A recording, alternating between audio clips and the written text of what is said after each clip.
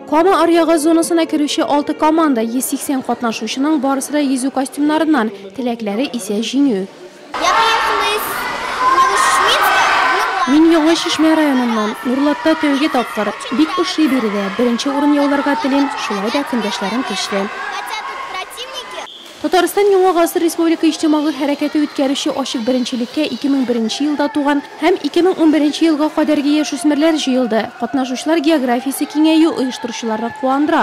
Yarışlar boshlanganda 4 komanda bo'lsa, bu yil 10 rayonga chaqiruv qog'ozi jiberganlar.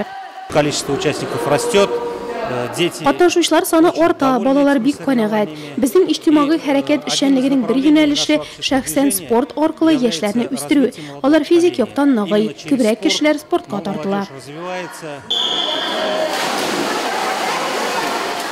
Yosh ixtiyorlar uchun 100 dan ortiq start berildi. 4 topqir 50 metrli 2 estafeta e'lon etildi.